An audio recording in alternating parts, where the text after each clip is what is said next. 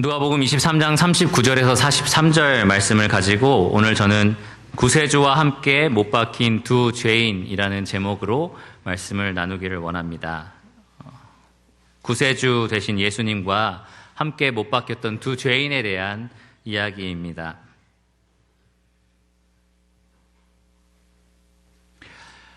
오늘 우리는 이 영혼의 구원자이시자 모든 영혼의 주인 되신 예수님과 함께 십자가에 못 박혔던 두 죄인에 대해서, 그 두 죄인의 마지막 장면에 대해서 함께 이 누가복음 본문을 통해서 살펴볼 계획입니다. 실제로 이것은 이 두 죄인의 마지막 장면이었습니다.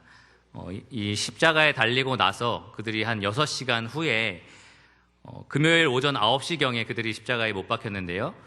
그리고 나서 6시간 후에 그들의 다리가 꺾여서 사망에 이르게 됩니다. 안식일에 부정한 시체가 십자가에 매달려 있는 것을 원치 않았던 유대인들이 이 시체를 치워달라라고 부탁을 했기 때문에 이 빌라도가 군인을 시켜서 아직 살아있는 그 두 죄인의 다리를 꺾어서 사망에 이르게 했습니다. 체중이 이제 십자가에 매달렸던 그 죄수들이 이 체중이 자기 십자가에 다 온전히 실리기 때문에 십자가에 매달린 상태로는 숨을 내쉴 수만 있고 들이마실 수가 없습니다. 그래서 다리에 힘을 주고 상체를 들어 올려야만 숨을 들이마실 수 있어서 이제 살아남을 수가 있는데, 두 다리를 꺾어버리면 더 이상 숨을 쉴 수가 없어서 몇 분 안에 질식해서 죽게 되는 것이었습니다. 실제로 이 두 죄인은 예수님과 십자가에 달리고 나서 6시간 만에 갑작스러운 죽음을 당하게 되었습니다. 우리는 이 십자가, 이 골고다 언덕에 못 박힌 세 사람을 오늘 주목하여 살펴볼 것인데요. 예수님을 가운데 두고 좌편에 한 사람, 우편에 한 사람, 이렇게 두 죄인이 못 박혀 있었습니다. 이 두 사람이 아까 말씀드린 것처럼 6시간 후에 함께 죽었다, 한날 한시에 죽었다라는 말인데요. 그 외에도 이 두 사람이 가지고 있는 공통점이 굉장히 많습니다. 우리가 오늘 본문에서 이 두 죄인과 예수님이 나눴던 대화들을 살펴볼 텐데, 그에 앞서서 이 두 죄인이 가지고 있던 공통점과 예수님이 달랐던 점을 먼저 살펴보면 이 서로 나눴던 대화가 어떤 의미인지 더 잘 이해할 수가 있습니다. 그래서 먼저 두 죄인의 공통점을 살펴보도록 할 텐데요. 첫째로는 이 두 죄인이 둘 다 죄인이었다라는 겁니다. 이 두 사람이 둘 다 죄인이었습니다. 누가는 이 두 사람을 가리켜서 행악자다 이렇게 기록을 했는데요. 행악자, 악을 행한 사람이라는 말입니다. 또 다른 말로는 범죄자가 될 수 있겠죠. 죄를 범한 사람. 실제로 이 두 사람은 행악한 사람, 죄를 범한 죄인이었습니다. 어떤 죄였을까 이렇게 생각을 해봤는데, 이 마태복음과 마가복음에 따르면 이 두 사람이 강도였다라고 기록이 되어 있습니다. 강도가 무슨 일을 하는 사람이죠? 다른 사람의 물건을 빼앗고, 그리고 그 빼앗기 위해서 어떤 일도 서슴지 않고 했던 그러한 죄인이었습니다. 실제로 순례자나 여행자들을 가만히 기다리고 있다가 그들의 물건을 강제로 빼앗고 목숨까지도 빼앗았던 그런 무서운 죄인들이었습니다. 이들의 죄가 너무나 분명했기 때문에 빌라도의 법정에서 유죄 판결을 받았던 거고요. 사형수로서 감옥에 갇혀 있다가 지금 예수님과 함께 십자가에 못 박혔던 것입니다. 두 사람은 진짜 죄를 범한 악한 사람이었습니다. 게다가 아무나 십자가형을 처하지 않았잖아요. 이 두 사람이 십자가라는 아주 끔찍한 처벌을 받은 것을 볼 때 다른 어떤 사람들보다 더 악한 죄, 그래서 많은 사람들이 보고 저런 죄는 지면 안 되겠다, 그러면 저 십자가에 달리니까 절대로 이런 죄를 범하지 말아야겠다라고 생각할 만한 그러한 죄들을 이 두 죄인은 분명히 저질렀습니다. 둘 다 강도였고요, 둘 다 죄를 지었고요, 둘 다 유죄 판결을 받았고, 둘 다 십자가에 못 박힐 만큼 끔찍한 죄를 저지른 그러한 죄인이었습니다. 반면 그들 가운데 매달려 계신 예수님은 어떤 분이셨죠? 빌라도가 법정에서 어쩔 수 없이 사람들이 원해서 예수님을 십자가에 놓아주었지만, 그 전까지 계속해서 빌라도가 법정에서 한 말이 무엇입니까? 이 사람은 죄가 없다. 나는 이 사람에게서 죽일 만한 죄를 찾을 수가 없다. 계속해서 무죄 판결을 빌라도는 내렸었습니다. 그럼에도 불구하고 예수님이 이 두 행악자와 똑같은 취급을 받으면서 이 사형수로서 십자가에 달려 죽고 계셨던 이유는 예수님께서 아버지 하나님이 약속하신 구세주로서 십자가에서 죽으셨기 때문입니다. 선지자 이사야를 통해서 하나님께서는 예언을 하셨는데요. 구세주가 이 땅에 오면 불법자, 행악자와 똑같은 취급을 받게 될 것이다. 이렇게 약속을 하셨습니다. 그 약속대로 예수님은 아무런 죄가 없었지만 두 행악자와 똑같은 모습으로 십자가에 달려서 피를 흘리고 계셨습니다. 이렇게 두 사람과 예수님은 확연히 다른 모습을 가지고 있습니다. 또 두 죄인의 특징이 하나 있는데요. 아마도 이 두 죄인은 둘 다 유대인일 가능성이 높습니다. 왜냐하면 로마 시민에게는 십자가형이라는 끔찍한 형벌을 받지 않도록 했기 때문입니다. 아마도 이 두 사람은 유대인이었을 겁니다. 흥미롭게도 가운데 지금 못 박혀 계시는 예수님은 어떤 민족을 가지고 있었죠? 예수님의 민족이 무엇입니까? 유대인이었습니다. 예수님도 유대인이었습니다. 예수님의 머리 위에 죄패가 박혀 있었는데요. 그 죄패에 죄목이 적혀 있었습니다. 유대인의 왕 예수라는 것이었습니다. 대제사장들은 이 죄패에 자칭 유대인의 왕이라고 쓰라라고 얘기를 했는데요. 빌라도가 아니다, 나는 내가 쓸 것을 써야겠다라고 하면서 그냥 유대인의 왕 예수라고 기록을 했습니다. 이 죄패는 그 당시 로마인들이 알아볼 수 있게 로마어, 라틴어로도 기록이 됐고요. 그리고 바로 헬라, 그 당시에 있는 헬라 사람들이 모두 공용으로 사용했던 언어인 헬라어로도 적혀 있었습니다. 그리고 아마도 유대인들이 쉽게 알아볼 수 있도록 아람어로도 적혀 있었을 겁니다. 그러니까 그 십자가 앞에 있는 모든 사람들이 다 그것을 읽을 수 있었던 거죠. 이 사람은 유대인의 왕이라고 주장해서 저 자리에 매달려 있구나라는 것을 모두가 알았을 겁니다. 이 두 죄인은 십자가에 달려 있으면서 아마도 고개를 돌려서 예수님의 머리 위에 있는 죄패에 적혀 있는 그 문구를 충분히 볼 수 있었을 겁니다. 그리고서 저 사람이 스스로 유대인의 왕이라고 주장해서 저 자리에 매달려 있구나라고 생각을 했을 겁니다. 어떻게 피 흘리면서 우리랑 똑같은 범죄자로서 사형대에 매달려서 죽어가는 저 사람이 유대인의 왕일 수가 있을까? 어떻게 저 사람이 그리스도라고 말할 수 있을까라는 생각을 했을 겁니다. 그래서 이 두 죄인도 예수님을 비방하면서 조롱을 합니다.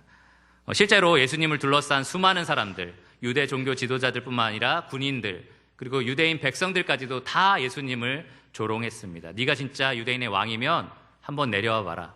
네가 진짜 그리스도면 한번 내려와 봐서 우리가 믿게끔 해봐라. 라는 식으로 예수님을 강하게 조롱을 했습니다. 또 다른 이 두 죄인의 특징이 하나 있는데요. 공통점이 있습니다. 이 두 사람이 유대인이라면 어려서부터 유대인의 법전에 따라서 이 계명에 따라서 죽음 이후에 무언가가 있다라는 것을 분명히 알았을 겁니다. 구약 성경이 분명하게 가르치는 건데요. 죽음 그 이후에 자기들처럼 흉악한 죄를 저지른 사람은 하나님의 나라에 갈 수 없다라는 것을 분명히 알았을 겁니다. 이들은 구약이 종종 말하는 스올 혹은 우리가 잘 알고 있는 지옥, 하나님의 영원한 형벌이 있는, 저주가 있는 그곳에 자기들이 갈 거다라는 것을 분명히 알고 있었을 겁니다. 그리고 어느 정도 두려움에 떨고 있었을 겁니다. 죽음이 주는 진짜 공포는 이 세상을 떠난다라는 데 있는 게 아니라 이 세상을 떠나서 어디로 가는가에 있기 때문입니다. 이 두 사람이 갈 곳은 지금 확실히 정해져 있었습니다. 이 두 사람이 스스로를 생각할 때도 우리가 혹시 천국에 갈 수 있을지도 몰라, 이런 생각을 아마 전혀 안 했을 겁니다. 우리는 분명히 지옥에 간다라는 생각을 분명히 하고 있었을 겁니다. 그리고 그들이 가운데 지금 매달려 계신 예수님을 바라봤을 때 이 예수님도 분명히 조금 있으면 숨이 끊어질 것처럼 보였을 겁니다.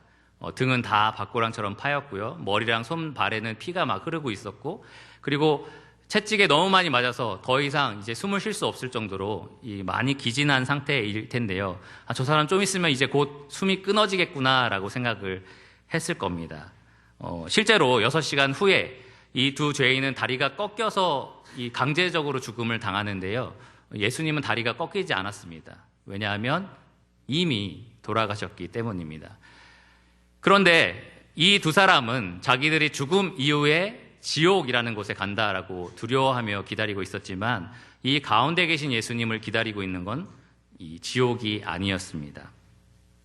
예수님은 십자가에서 돌아가시기 직전에 아버지여 내 영혼을 아버지께 의탁합니다라고 말씀을 하셨는데 그 아버지 하나님께서 이 죽으신 예수님을 다시 살리셨고요. 이 살리신 예수님을 하늘 저 높은 곳까지 올리셔서 이 아버지 하나님의 보좌 우편 만민을 다스리는 그 왕의 자리에 예수님을 앉히셨습니다. 빌립보서 말씀에 따르면 하늘에 있는 자들과 땅에 있는 자들과 땅 아래에 있는 자들로 모든 무릎을 예수의 이름에 꿇게 하셨습니다. 그들의 눈으로 볼 때 참 조롱처럼 보였겠죠. 유대인의 왕이 어떻게 피 흘리면서 저렇게 죽어갈 수 있어. 근데 그 자칭 유대인의 왕을 하나님 아버지는 참 유대인의 왕으로 만드신 것입니다. 이 자칭 유대인의 왕을 하나님은 정말 온 우주를 다스리는 만민의 왕으로 만들어 주셨습니다. 하늘에 지금 우편에 계신 예수님께서는 언젠가 그 왕권을 가지고 이 땅에 자기 나라를 실현하러 오실 것이었습니다. 이 모든 영적인 진리를 이 두 죄인은 얼마나 볼 수가 있었을까요? 솔직히 그들의 눈에는 자기들처럼 똑같이 피 흘리면서 고통스러워하면서 죽어가는 한 죄인만 가운데 보였을 겁니다. 그런데 이 두 죄인이 예수님을 보고 서로 전혀 다른 반응을 보입니다. 그리고 그것에 대해서 전혀 다른 결과를 맞이하게 됩니다. 그것이 오늘 본문이 말하고 있는 내용입니다. 과연 이 두 사람이 믿음의 눈을 뜨고 예수님이 진짜 누군지를 볼 수 있는지, 그리고 그것에 대해서 어떠한 결과를 맞이했는지 오늘 말씀을 통해서 살펴보기를 원합니다. 그리고 이 가운데 계신 분들 중에 아직도 예수님이 구세주다라고 영접하지 못하신 분들은 이 오늘 강도 중에 한 사람처럼 여러분의 영적인 눈을 뜨시기를 간절히 기도를 드립니다. 본문을 찾으신 줄 알고 먼저 그러면 본문을 읽겠습니다. 누가복음 23장 39절입니다. 달린 행악자 중 하나는 비방하여 이르되 네가 그리스도가 아니냐 너와 우리를 구원하라 하되 하나는 그 사람을 꾸짖어 이르되 네가 동일한 정죄를 받고서도 하나님을 두려워하지 아니하느냐 우리는 우리가 행한 일에 상당한 보응을 받는 것이니 이에 당연하거니와 이 사람이 행한 것은 옳지 않은 것이 없느니라 하고 이르되 예수여 당신의 나라에 임하실 때에 나를 기억하소서 하니 예수께서 이르시되 내가 진실로 내게 이르노니 오늘 내가 나와 함께 낙원에 있으리라 하시니라. 여러분 지금 이 상황이 굉장히 급박한 상황입니다. 아까 말씀드린 것처럼 이 두 사람은 곧 6시간 후면 죽음을 맞이합니다. 십자가에 달렸다라는 그 사실 자체는 죽는다는 말입니다. 거기서 살아서 돌아올 수는 없습니다. 다리가 꺾여서라도 어쨌든 죽음을 향해서 가는 그 짧은 삶을 지금 살고 있습니다. 이 짧은 찰나의 순간에 그들 자체가 이제 곧 지옥에 간다라는 것도 알고 있었습니다. 나는 죄인이고 이 죄로 인해서 결국은 하나님 앞에 지옥에 갈 수밖에 없다라는 것을 잘 알고 있었습니다. 이 짧은 몇 시간 후면은 곧 영원토록 고통받는 지옥이라는 형벌에 떨어지게 되는 운명이었습니다. 그런데 그들 옆에 지금 누가 계시죠? 그들을 구원할 수 있는 구세주가 함께 계시는 상태였습니다. 이 짧은 찰나에 그들에게 일생일대의 기회가 주어진 것이었습니다. 그런데 거기서 한 사람은 이렇게 반응을 합니다. 39절에 나와 있는 것처럼 예수님에 대해서 비방합니다. 네가 그리스도가 아니냐? 너와 우리를 구원하라. 이 사람은 예수님을 비방했는데요. 마치 유대 종교 지도자들이나 군사들이나 백성들처럼 똑같이 예수님을 비방을 한 겁니다. 네가 그리스도가 아니냐라는 말은 네가 그리스도냐라고 물어본 게 아닙니다. 네가 그리스도잖아라고 인정하는 말이 아닙니다. 도리어 너는 절대 그리스도일 수가 없다라고 조롱하는 말입니다. 만일 네가 진짜 그리스도라면 너를 구원할 뿐만 아니라 그러니까 너 옆에 매달려 있는 우리 두 사람도 같이 구원해야 되지 않느냐라고 따지면서 비웃고 있는 것입니다. 네가 진짜 유대인의 왕이라고? 구원자 그리스도라고? 그럼 어디 한번 너를 구원해 보시지.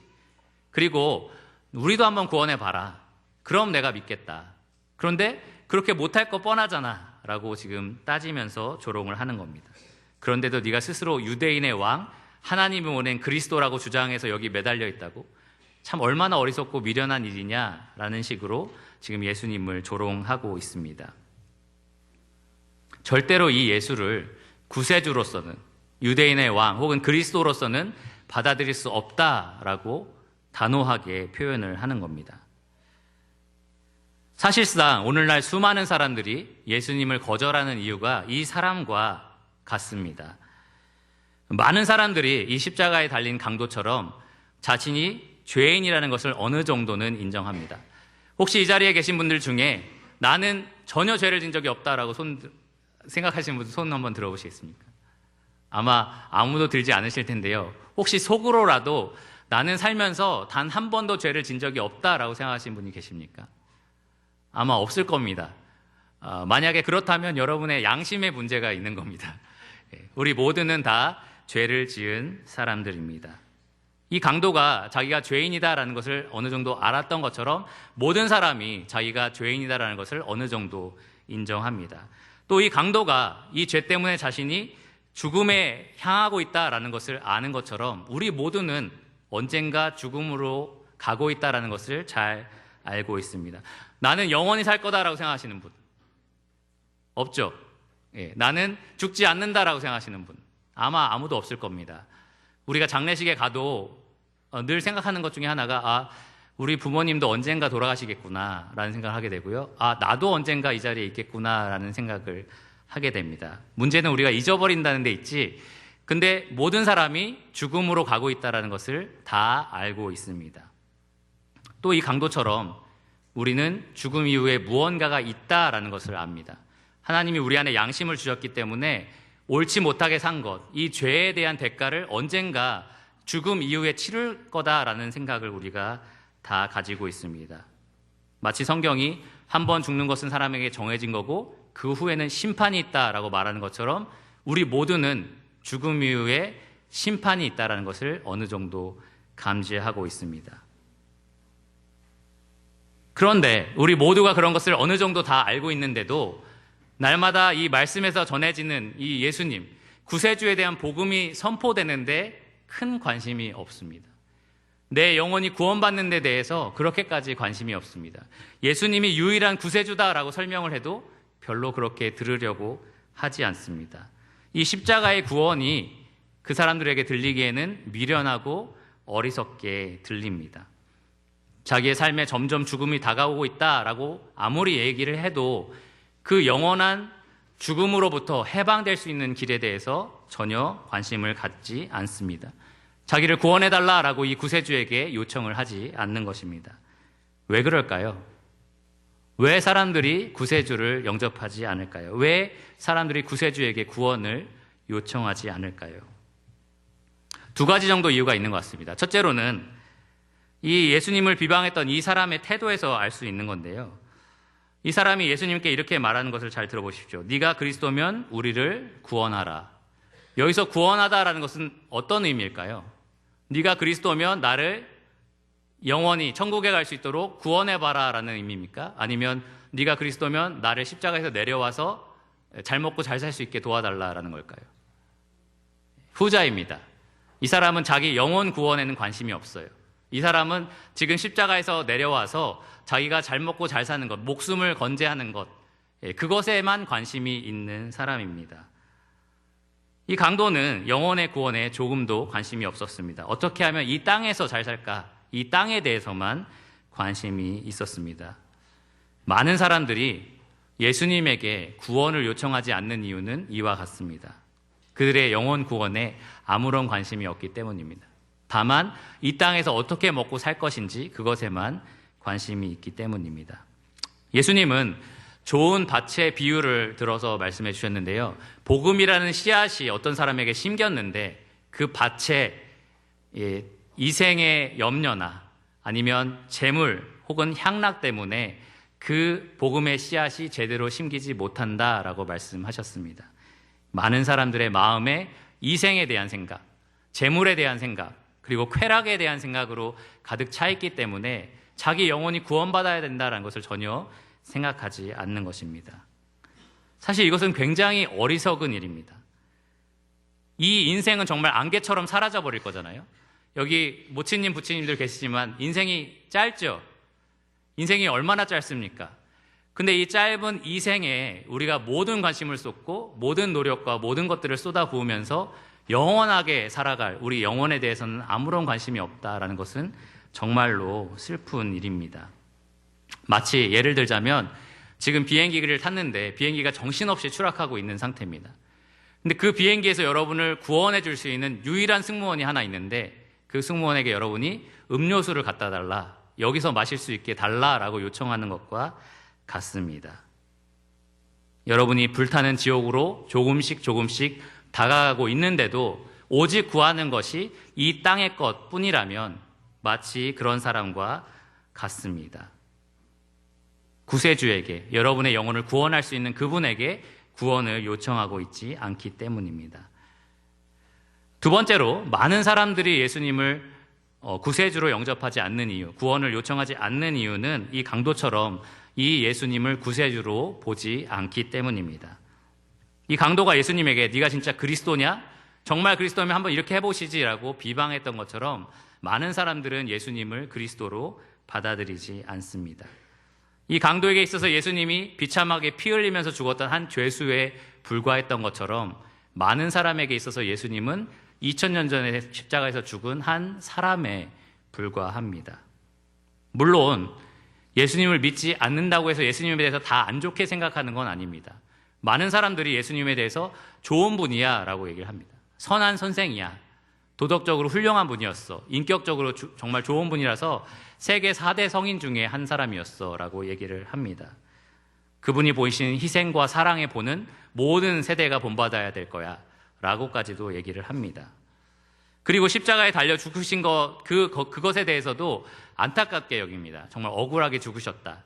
당시에 죽지 않으셔도 되는데 정말 억울하게 죽으셨고 십자가에서 죽으신 그 모습도 이 인류에게 보여주는 참 아름다운 사랑의 본이다, 이렇게까지도 얘기를 합니다. 근데 중요한 게 뭐냐면요, 예수님은 그 죄패에 적혀있는 것처럼 유대인의 왕으로서, 그리스도로서 온 세상의 죄를 담당하기 위해서 죽으셨다는 겁니다. 구세주로서 죽으셨다라는 겁니다. 그분 스스로 세상에 있는 많은 사람들을 위해서 오셨다라고 말씀하셨고요. 그분 스스로 많은 사람의 죄를 대신하여 내가 피를 흘린다라고 말씀을 하셨습니다. 이 사실은 예수님을 구세주로 영접하지 않는 많은 사람들을 당황시킵니다. 왜냐하면 그들은 좋은 스승으로서 예수님은 받아들일 수 있는데 내 죄를 위해서 죽으신 예수님으로 받아들일 수는 없기 때문입니다. 십자가에 달려 죽으신 이분이 정말 도덕적으로 훌륭하고 뭔가 희생적인 사랑을 보여준 분이다라는 것은 괜찮은데 이분이 내 죄 때문에 돌아가신 구세주다라고는 영접하기가 힘든 것입니다. 어떻게 구세주가 힘없이 십자가에서 피 흘리면서 그렇게 죽어갈 수 있겠습니까? 이 강도의 눈으로 볼 때에 어떻게 이렇게 피 흘리면서 죽어가는 힘없는 한 사람이 온 세상의 죄를 담당하는 구세주가 될 수 있겠습니까? 많은 사람들이 예수를 구세주로 받아들이지 못하는 이유 중에 하나가 거기에 있습니다. 하지만 성경은 분명히 우리에게 말합니다. 고린도전서 1장 18절에 십자가의 도가 멸망하는 자들에게는 미련한 것이요 구원을 받는 우리에게는 하나님의 능력이라. 구세주를 거절하는 자들에게 있어서 예수님의 모습은 미련한 모습이었을 겁니다. 구세주가 피 흘리면서 죽어가는 그 모습이 그렇게 아름답거나 자기의 믿음을 둘 만한 그러한 모습은 아니었을 겁니다. 첫째로 그들의 관심이 온 세상에, 이 땅에 있는 것에 몰려 있었기 때문이고요. 둘째로는 예수님을 구세주로 도저히 영접할 수 없었기 때문입니다. 하지만 성경은 방금 읽었던 것처럼 그러한 자들을, 십자가를 미련한 것으로 보고 구세주를 미련한 분으로 보는 사람들을 가리켜 멸망하는 자들이다라고 이야기를 합니다. 자, 여기 십자가에서 한 죄인이 있었고요. 그 죄인이 예수님을 비방하며 예수님을 구세주로서 부정하는 모습을 보셨습니다. 또 다른 한 사람이 나옵니다. 똑같이 죄를 짓고 십자가에 못 박혀 죽었던 또 다른 죄인은 정확하게 다른 반응을 보입니다. 성경에 참 재미있는 표현이 있는데요. 마태복음과 마가복음에 따르면 이 두 죄인이 똑같이 예수님을 욕했다라고 기록이 되어 있습니다. 그러니까 처음에는 둘 다 똑같이 예수님을 욕한 거예요. 네가 그리스도면 한번 내려와 봐라 라고 똑같이 예수님을 부정하고 욕했던 겁니다. 그런데 어느 순간에 이 한 사람의 마음이 변했습니다. 이 십자가에 달려 죽어가시는 이 예수님을 보면서 이 사람이 자칭 유대인의 왕으로 죽어가는 죄인이다라고 생각하지 않고 이 사람이 구세주다라는 생각을 하기 시작한 것입니다. 어떻게 그의 마음이 변했는지 우리가 알려면 그의 고백을 살펴봐야 되는데요.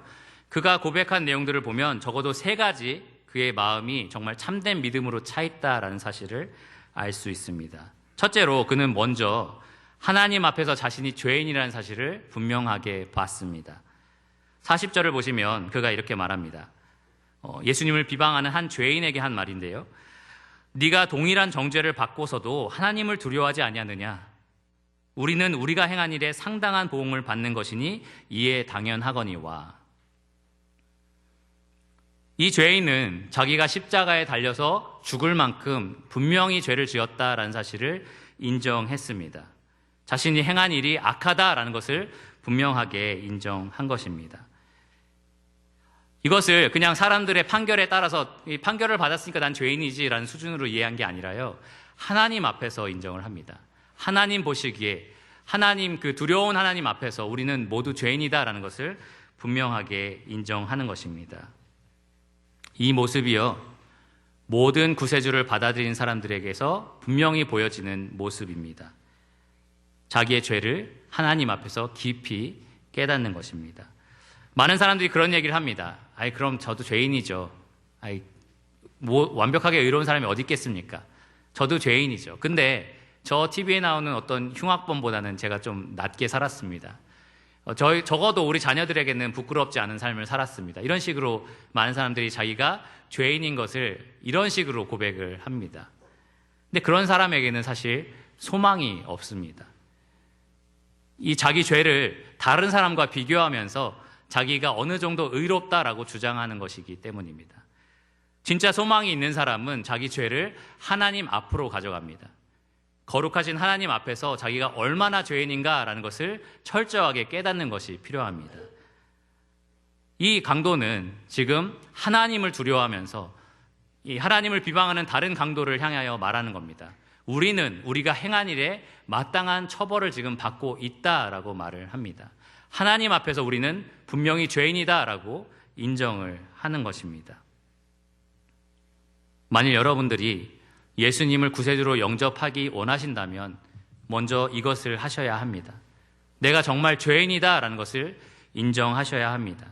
내가 범한 여러 가지 죄들을 그냥 생각하는 것뿐만 아니라 다른 사람들이 볼 때 손가락질하는 죄만 생각하는 것이 아니라 거룩하신 하나님 앞에서 내가 얼마나 죄인인가라는 것을 분명히 깨달으셔야 합니다.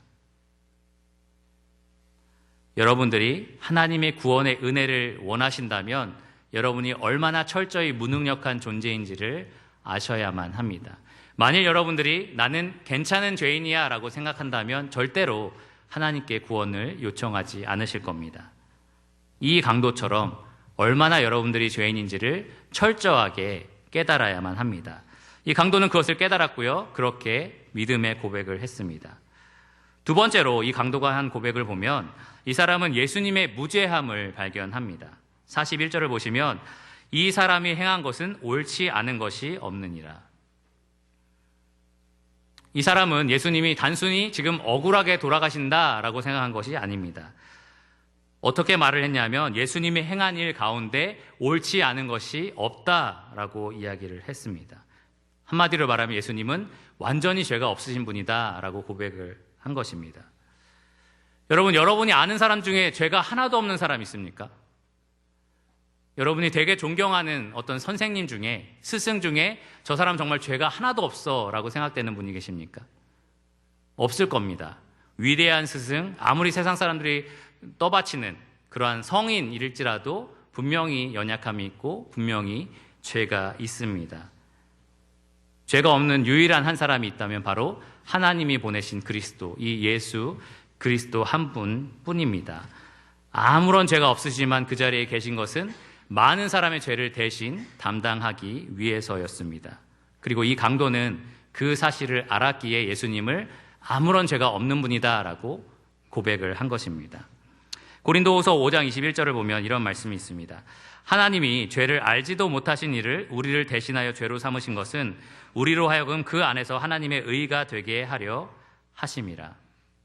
하나님이 죄 없는 예수님을 죄인처럼 죽게 하신 것은 많은 죄인들에게 의를 얻게 하기 위해서다. 이 강도는 이분이 바로 죄를 알지도 못하는 그분이다라고 믿었던 것입니다. 만일 여러분들이 멸망으로 향하고 있는 여러분의 인생 가운데 이러한 구세주의 도움이 필요하시다면, 이 구원을 얻기 원하신다면 여러분도 반드시 이 사실을 고백해야만 합니다. 예수님이 그냥 뛰어난 스승이었다? 충분하지 않습니다. 위대한 4대 성인 중에 한 사람이었다? 그것으로는 정말로 부족합니다. 도덕적인 모델이고 희생적인 사랑의 본이다? 이걸로는 충분하지 않습니다. 이 예수님이 반드시 여러분의 구세주가 되셔야만 합니다. 죄 없이 여러분의 죄를 담당하신 그리스도가 되셔야만 합니다. 그 사실을 여러분들이 분명하게 믿으셔야만 여러분들이 참된 믿음으로 구원을 받을 수가 있습니다. 여러분 반드시 예수님이 여러분의 범죄함 때문에 내줌이 되셨다라는 성경의 말씀을 믿으셔야만 합니다. 그래야만 이 강도가 볼 때 십자가가 얼마나 어리석어 보였겠어요. 어떻게 나랑 똑같이 피 흘리면서 죽어가는 이 죄인이 구세주다라는 것을 믿을 수가 있었겠습니까? 그런데 하나님이 그 미련해 보이는 방법을 통해서 우리 죄인들을 구원하신다라는 것을 믿어야만 이분을 구세주로 영접할 수 있었을 겁니다. 그래서 우리가 이 예수님을 구세주로 믿는다면 그때 십자가는 부끄러운 장소가 아니라 하나님이 우리에게 은혜를 베푸시는 은혜의 도구가 되는 것입니다.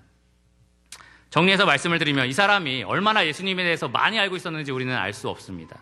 근데 우리가 알 수 있는 것 적어도 몇 가지가 있는데, 첫째로 이 사람은 하나님 앞에서 자기가 죄인이라는 것을 철저하게 깨달았습니다.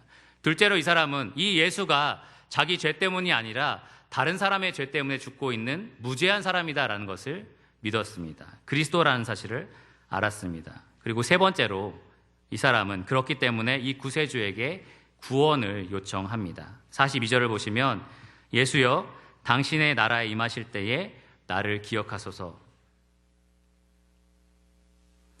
이 강도는 예수님이 구세주라는 것을 믿고 이 구세주에게 구원을 요청합니다. 이 사람이 자칭 유대인의 왕이 아니라 참 유대인의 왕이다라는 것을 이 사람이 알았던 거고요. 그리고 잘 보시면 이 예수님이 곧 죽는다라는 것을 이 죄인이 알았을 겁니다. 그럼에도 불구하고 당신의 나라에 임하실 때에 라고 말을 했다는 것은 이 예수가 다시 살아날 거다라는 것을 믿었다는 것입니다.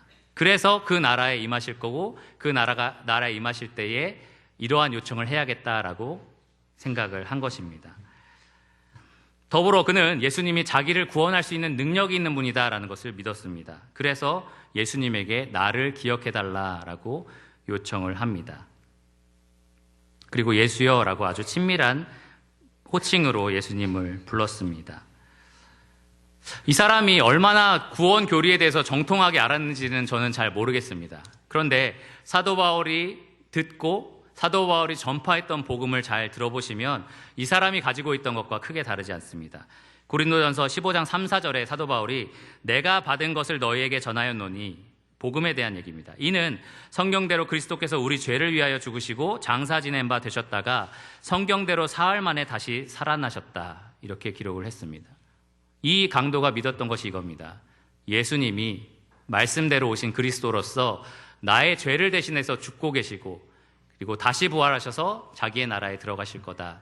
바로 그 사실을 이 죄인이 믿었습니다. 그래서 자기를 기억해달라고 구원을 간청한 것입니다. 지금 이 두 죄인이 예수님에게 보인 행동이 너무나 다르잖아요. 근데 예수님이 지금 보여주시는 겉으로 드러나고 있는 모습은 자기들하고 크게 다를 바가 없습니다. 십자가에 달려 계시고요. 피 흘리고 계시고요. 고통스러워하고 계시고 곧 죽음으로 향하여 가고 계십니다. 그러한 상태에서 이 두 사람이 예수님을 바라보는 눈이 굉장히 달랐습니다. 한 사람은 비방할 거리가 있는 죄인으로 여겼고요. 또 다른 한 사람은 예수님을 구세주로 알았습니다. 한 사람은 계속해서 발악하면서 네가 한번 내려와 봐라 라고 예수님을 비방했고요. 또 한 사람은 예수님을 그리스도로 믿고 자기 죄를 하나님 앞에 깨닫고 자기를 구원해달라라고 예수님께 요청했습니다. 여러분이 그 사형을 집행하는 한 군사라고 한번 생각해 보십시오. 이제 사형을 집행하고 있는데 세 사람이 십자가에서 모두 다 죽었습니다. 아마도 예수님은 내려서 무덤에 묻히셨죠. 그래서 무덤에 옮겼을 거고요. 두 사람은 아마도 그 자리에 버리거나 시신을 쌓아두는 곳에 버렸을 겁니다. 겉으로 볼 때 달라진 게 뭐가 있죠? 두 사람의 반응이 이렇게 달랐지만 제3자가 바라볼 때 뭐가 달라졌습니까? 크게 달라진 게 없어 보입니다. 하지만 예수님이 마지막으로 하신 말씀을 들어보면 그들의 영원한 운명이 완전히 뒤바뀌었다라는 것을 우리가 알 수 있습니다. 43절에 예수님께 긍정적으로 반응한 강도에게 이렇게 말씀하십니다. 예수께서 이르시되 내가 진실로 내게 이르노니 오늘 네가 나와 함께 낙원에 있으리라. 내가 진실로 너에게 이르노니. 진실로라는 것은 헬라어로 아멘인데요. 우리가 기도하고 아멘이라고 하잖아요. 그 아멘의 뜻이 그렇게 되기를 원합니다라는 뜻입니다. 근데 예수님께서 내가 진실로 너에게 이르노니, 내가 이렇게 되는 것을 확증하노니, 확실히 약속하노니라고 말씀하신 겁니다. 아주 강력하게 예수님이 약속을 하셨는데요. 그 약속한 내용은 네가 나와 함께 오늘 낙원에 있을 거다라는 겁니다. 죄수가 예수님께 요청한 것은 당신의 나라에 임할 때에 나를 기억해달라. 언제가 될지 모르지만 그 언제가 될 때에 나를 좀 기억해달라라는 거였는데요. 예수님은 그 언제를 확정짓습니다. 바로 오늘, 지금 당장 너는 나와 낙원에 있을 것이다 라고 분명하게 약속을 해주셨습니다. 낙원은 어디를 말할까요? 이 낙원은 페르시아어로 정원을 가리킨다고 합니다. 그래서 에덴 동산 할 때 동산이 그 낙원하고 같은 의미인데요. 에덴 동산을 생각해 보십시오. 죄가 없었을 때 하나님과 사람이 함께 동행했던 그 자리, 친밀하게 아무런 죄도 없었던 그 친밀하게 교제가 있었던 그 자리, 아담과 하와가 서로 친밀한 관계를 영원토록 누릴 수 있었던 그 자리, 그러한 장소를 말합니다. 실제로 유대인에게 있어서 이것은 죽고 나서 가게 되는, 의인이 가게 되는 그러한 하늘나라를 의미했었습니다. 그래서 의인의 대표격인 아브라함이 당연히 거기에 있다라고 생각을 했고요. 예수님이 부자와 나사로 비유를 하실 때 나사로가 어디에 있었죠? 아브라함의 품속에 있었습니다. 그들이 죽고 나서 가는 그 천국 같은 곳이 바로 이 낙원입니다. 우리가 쉽게 이해할 수 있는 단어를 쓰자면 천국입니다. 천국이고요. 그리고 몸의 부활은 나중에 일어나겠지만 우리 모두가 죽고 나면 그 즉시 천국으로 가거나 아니면 지옥으로 가게 됩니다.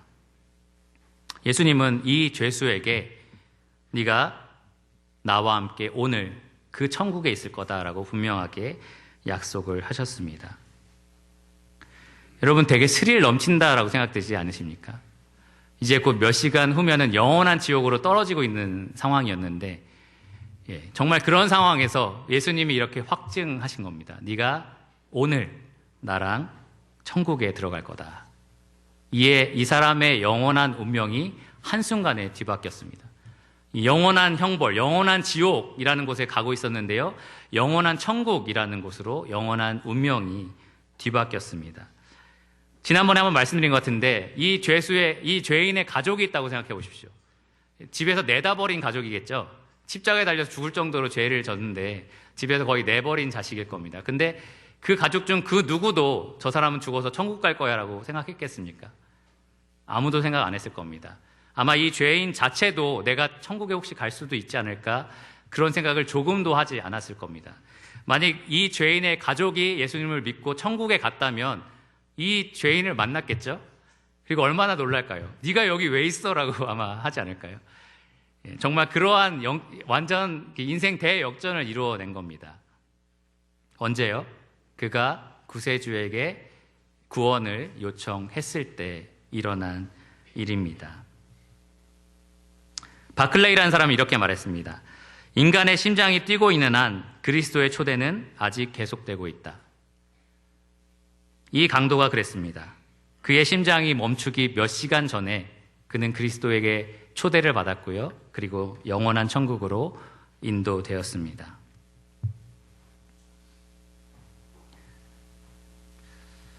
여러분, 지금 우리가 사실 이 강도와 거의 비슷한 삶을 살아가고 있습니다. 물론 강도처럼 우리가 살진 않지만 그래도 여러 가지 면에서 매우 비슷합니다. 아까 말씀드린 것처럼 우리 모두가 다 죄인입니다. 크고 작은 죄를 졌지만 우리 모두가 다 죄인인 것이 분명합니다. 하나님이 보실 때에는 모두 다 사형 선고를 받은 죄인입니다. 한 번 죽는 것은 사람에게 정해진 것이요, 그 후에는 뭐가 있습니까?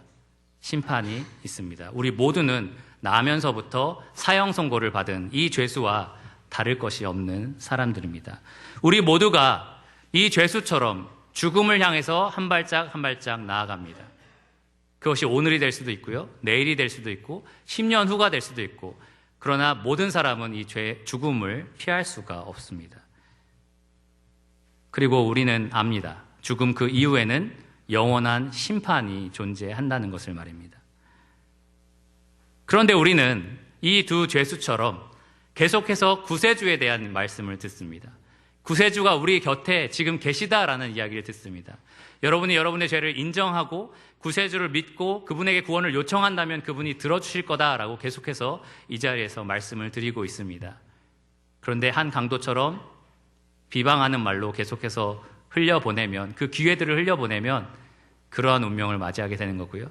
또 다른 강도처럼 그 말씀대로 믿고 따르면 이렇게 영원한 인생 대역전을 이뤄낼 수 있는 것입니다. 여러분, 제가 이 말씀을 지금 전하고 있는 이때에 이 두 사람이 지금 어디에 있겠습니까? 한 사람은 영원한 지옥에 있을 겁니다. 영원히 고통받으면서 슬피 울며 이를 갈고 있을 겁니다. 그 사람은 땅을 치면서 후회할 건데요, 내가 그 기회를 어떻게 놓칠 수 있었을까? 내 옆에 구세주가 계셨는데 내가 어떻게 그분을 끝까지 비용하면서 죽을 수 있었을까?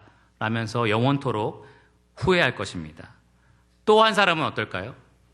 지금 어디에 있을까요? 예수님과 함께 낙원에, 천국에 함께 있을 겁니다. 영원한 기쁨과 즐거움을 그분과 누리면서 지금 내가 어떻게 그 기회를 잡았을까?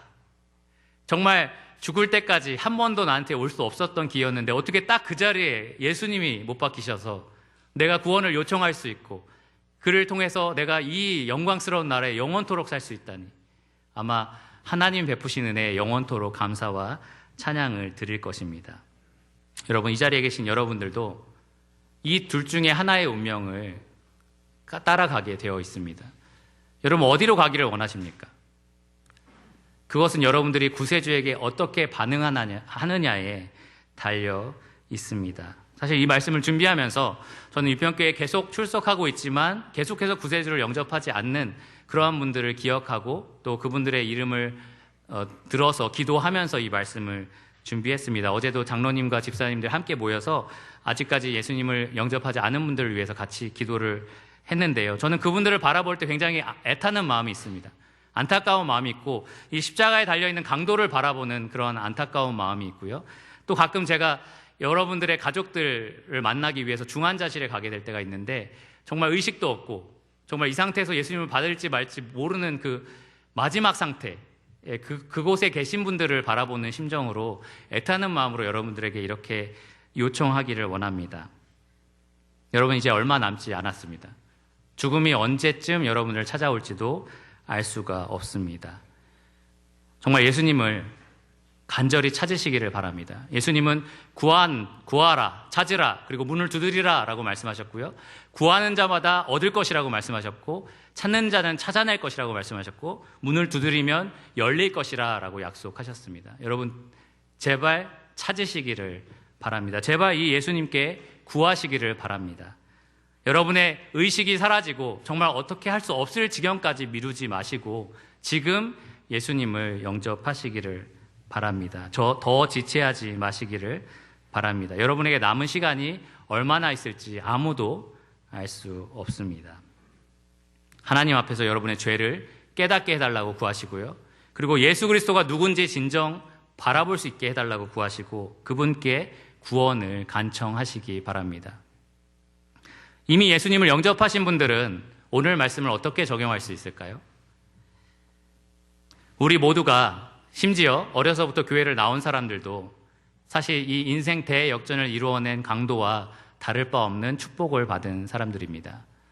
이렇게 놀라운 구원을 받은 우리가 이 구원에 더 이상 감사하지 않는다는 것은 얼마나 슬픈 일인지 모릅니다. 만일 여러분들의 삶에서 감사와 찬양이 점점 줄어들고 있다면, 우리가 만찬 예배를 앞에 두고서 하나님께 드리는 예배가 점점 형식적으로 변해가고 있다면 다시 한번 여러분들 생각해 보시기를 바랍니다.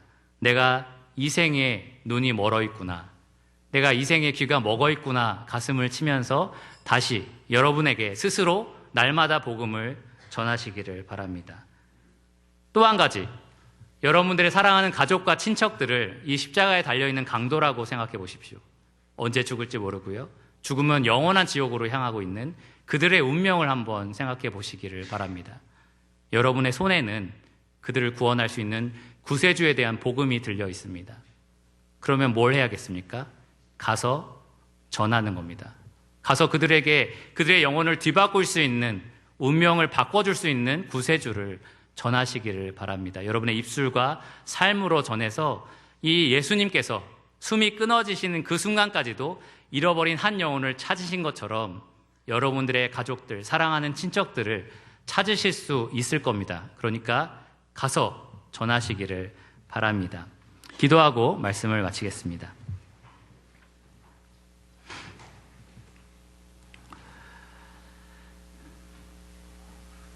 주님 감사합니다. 십자가에 달린 두 강도의 모습을 보면서 우리가 얼마나 큰 복을 받은 자인지를 생각해 봅니다. 죄로 인해서 영원히 죽을 수밖에 없는 운명을 하나님께서 하나님과 함께 낙원에 있는 운명으로 바꿔주셨습니다. 주님이 우리의 운명을 그렇게 바꾸시기 위해서 십자가 위에서 자기의 목숨을 다 하셨습니다. 주님, 그 놀라운 사랑을 우리가 잊지 않기를 원합니다. 주님, 이 자리에 그 사랑을 깨닫지 못하고 이 세상에 매여서 사는 사람들이 있다면 주님, 그 영혼을 깨워주셔서 구세주를 바라볼 수 있게 하시고 그 구세주의 구원을 간청할 수 있게 하시기를 원합니다. 그리하여 남은 삶을 주님을 위해서 사랑하고 또 삶 이후에 있는, 그 죽음 이후에 있는 영원한 삶 가운데 영원한 생명을 누릴 수 있게 하여 주시기를 원합니다. 주님, 이미 영생을 맛본 우리들이 주님이 주신 구원에 항상 감사하고 그리고 항상 주님을 찬양하기를 원합니다.